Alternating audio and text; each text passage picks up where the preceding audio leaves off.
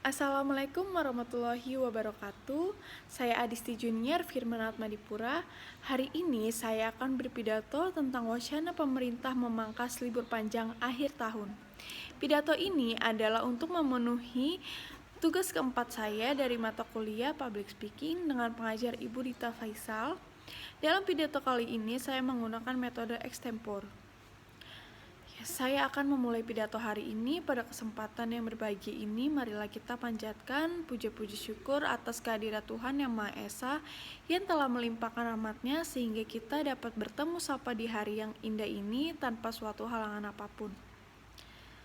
Untuk poin pertama, menurut berita yang beredar, Menteri Keuangan Sri Mulyani Indrawati menjelaskan alasan Presiden Joko Widodo yang ingin memangkas hari libur panjang atau cuti bersama akhir tahun 2020.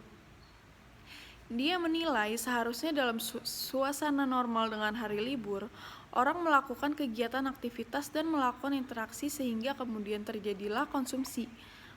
Tapi yang kita lihat sekarang ini, setiap kali libur panjang, jumlah COVID-nya naik tapi indikator ekonominya tidak membaik, kata Sri Mulyani saat konferensi pers APBN kita. Dia juga meminta pemangku kepentingan berhati-hati saat libur panjang. Pasalnya bisa saja masyarakat melakukan mobilitas yang tinggi pada libur panjang. Namun kegiatan itu tidak menimbulkan belanja, melainkan lonjakan kasus COVID-19.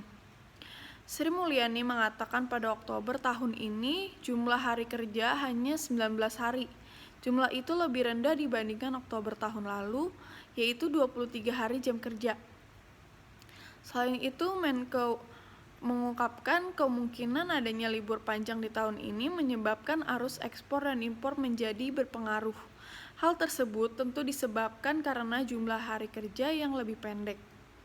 Di sisi lain, November tahun lalu dengan tahun ini keduanya memiliki hari kerja yang sama, yaitu sebanyak 21 hari jam kerja.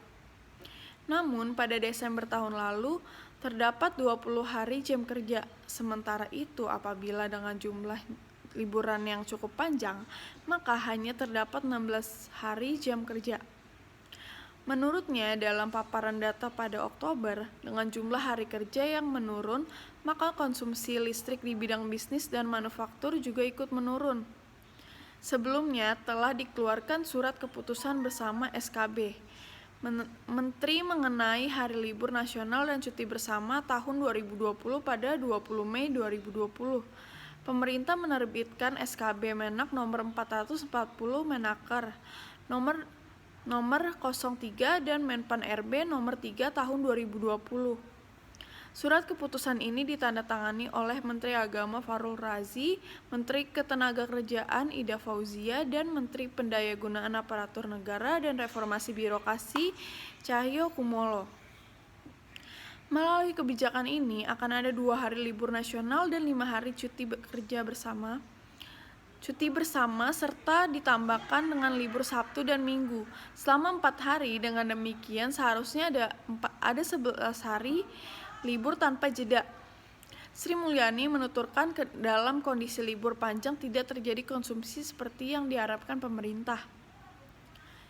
Jadi untuk poin berikutnya, saya di sini mewakili rekan-rekan saya yang sebagai pegawai perusahaan. Saya sangat tidak setuju dengan adanya wacana memangkas libur panjang akhir tahun oleh pemerintah. Karena libur panjang akhir tahun ini sangat penting untuk semua pegawai perusahaan, karena dengan adanya libur akhir tahun ini semua pegawai bisa berkumpul dengan keluarganya. Dengan adanya 2 faktor utama tersebut, maka saya selaku mewakili pegawai perusahaan sangat kecewa sekali dengan adanya wacana ini. Kita dipaksa untuk bekerja.